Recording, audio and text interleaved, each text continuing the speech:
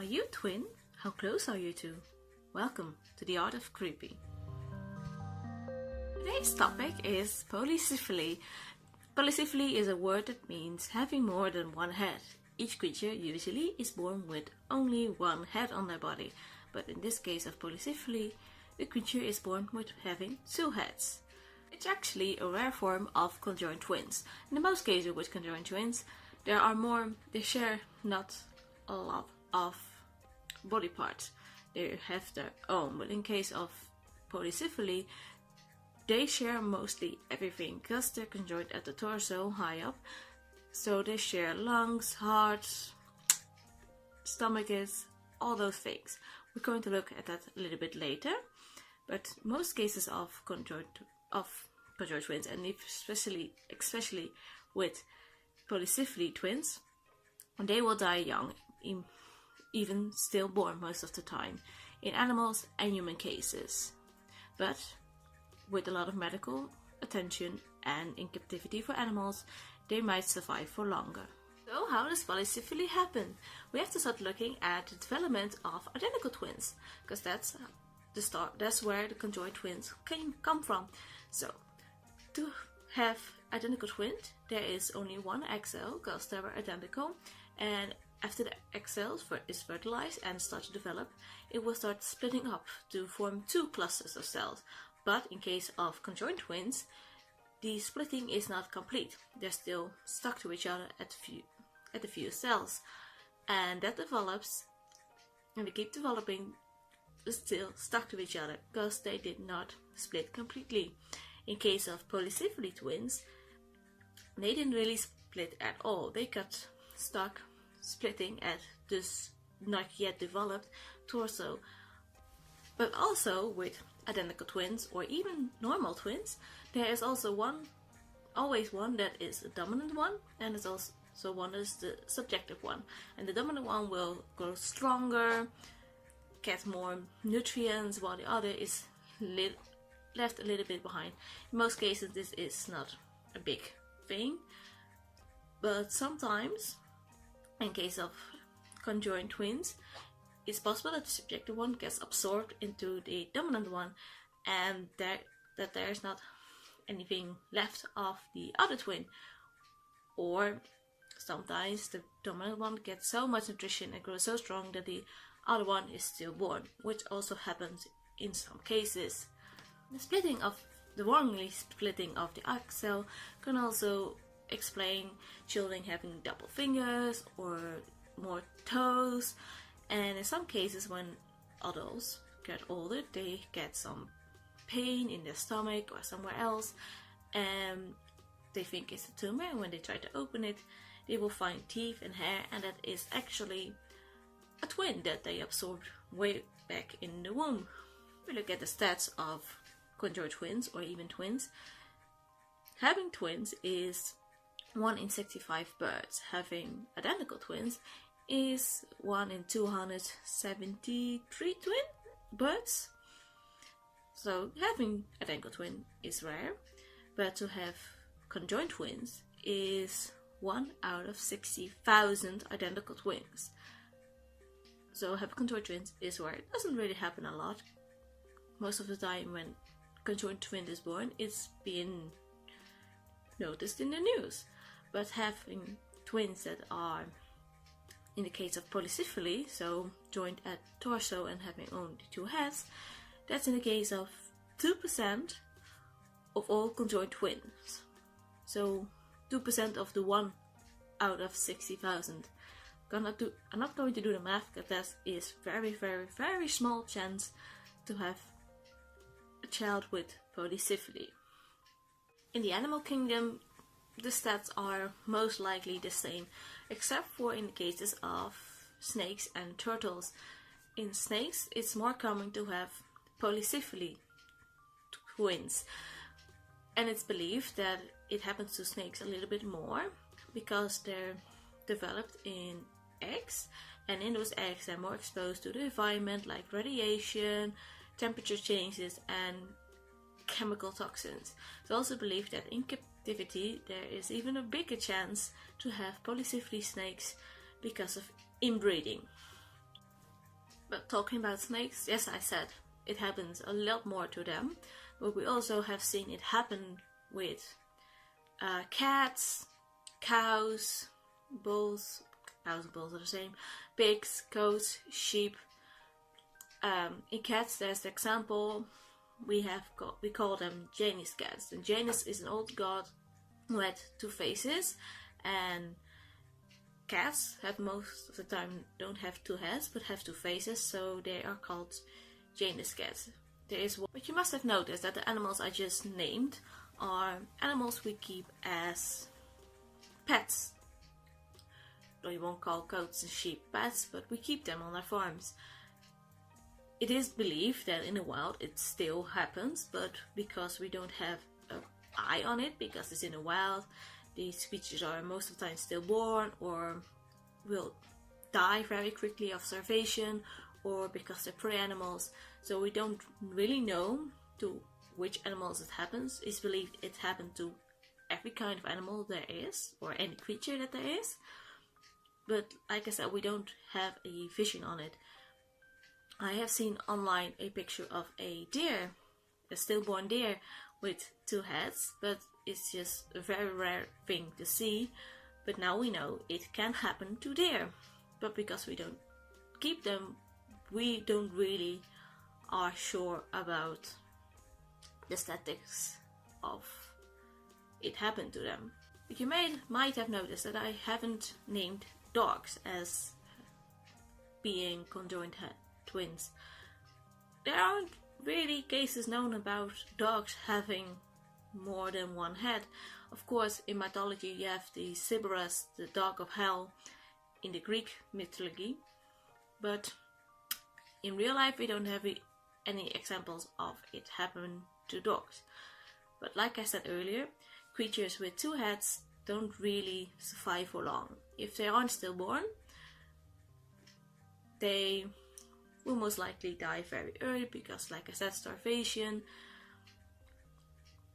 or being prey animal. And especially when prey animal, if the creature wants to flee, it's very hard for them to flee because they have two heads, so four eyes, and one of the eyes sees there and the other two eyes sees there, and they want to flee and they want to go two separate ways, but they can't because they're one being, and that makes them an easy target because they are confused on which way to go. The same with snakes, like I said. Snakes is a very good example because we have been able to keep conjoined snakes alive for around 20 years. There's one snake that's been alive for 20 years before it died, and they have been able to observe him and research him. And with snakes it's also so, like the fleeing of for predators, it's also they have two brains and sometimes they won't cooperate together. Like fleeing, just walking is hard for them because they don't know which way the other one wants to go, so they'll be struggling with that.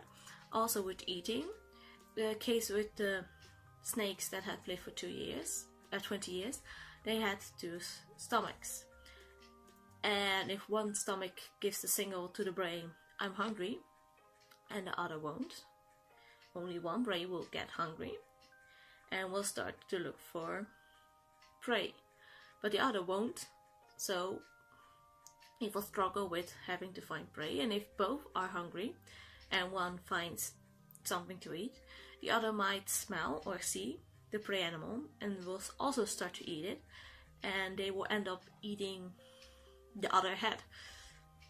And that's also a thing, but in case of snakes, will kill them very easily, and in captivity they are able to keep that apart, but in the wild there are no people to help them with that. But enough about snakes. There's also a case of two humans, or human, depends on how you see it, that are conjoined, that have survived and is still alive since birth. They are 27 right now. They're called Abigail and Brittany Hansel, and they are a conjoined twin. They are joined, like I said, as Polycephaly twins. joint at the torso. It is said they have 3 lungs, 2 hearts, of course 2 brains, and 3 kidneys, because they share their torso. But the torso is of course a little bit bigger than with normal people, and because they are talking and they are old, they've been able to tell us how they live and feel. And it's said that each side of the head controls that side of the body. So the left head controls the left side and the right head controls the right side of the body. They have been able to cooperate with each other. Like, they can do things like just walking, running. They can now drive a car. They are now teachers. They give, I believe it was English or math together, basically. Which is a good thing, because as a teacher it's very helpful to have another head to keep an eye on the class while you're talking. I wish every teacher could have 2 heads. Anyway, these 2 girls are amazing, and if you haven't heard of them, they have been in the news, they have done interviews, I believe they have been in opera to talk about their situation, and they're still alive and growing. And of course, because of their situation, the doctors didn't really believe they would survive long when they were just born. But against all odds, they're still alive and walking. That's also a thing with polycephaly twins or conjoined twins. Sometimes the organs are not completely developed. And sometimes with, of course, 2 heads, there are 2 brains. And brains need a lot of oxygen and nutrients, and if you only have 1 heart, it will be hard to pump the blood to those 2 brains. If you only have 2 lungs or 3 lungs, it makes it easier, but you have to inhale a lot of oxygen to give the oxygen to your brain. And sometimes other things are not developed and they will cause for internal bleeding. It all sounds very, very gruesome, but it's the reality with conjoined twins, and especially polycephaly twins. And it's just a sad thing. But on a last note, the mythology, I talked about Cerberus before, but there's also creatures like the Janus god, or the god Janus, who has 2 faces, or in Greek mythology the Hydra, who has a lot of faces. Those beings tell us that polycephaly happened already back in 3000 years ago, maybe even earlier. We don't know if dinosaurs had chances of having 2 faces, 2 heads. So it's possible. We haven't found any fossils of it, but don't say it's not possible. So to conclude, polycephaly is a very rare case of conjoined twins. Most of them are stillborn, and from the creatures and the humans that have survived for long, could have been studied, we know that their lives are hard, that they're joint organs or have multiple organs. But with coordination, teamwork, they can survive, especially with help from others. And it's just an amazing thing, an amazing weird thing of nature.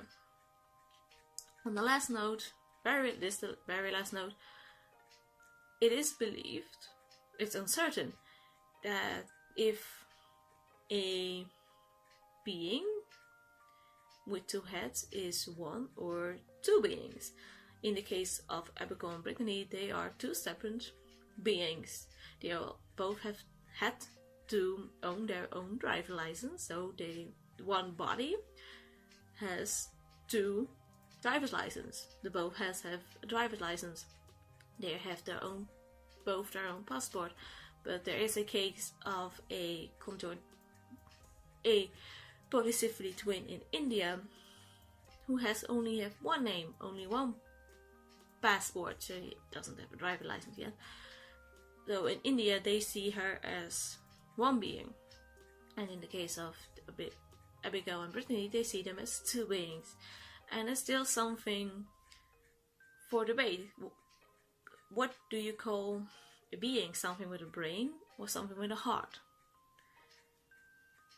That's your own opinion, I believe. I think the brain is where the soul lives. So having two brains means two beings, but that's the case for a different time. That's all for now. Bye! If you'd like this video, please like and subscribe down below. Support me on Patreon or do a one-time donation on Ko-Fi. Follow my social media. This channel is still growing and learning, and I'd love to have you all on this journey with me. Bye!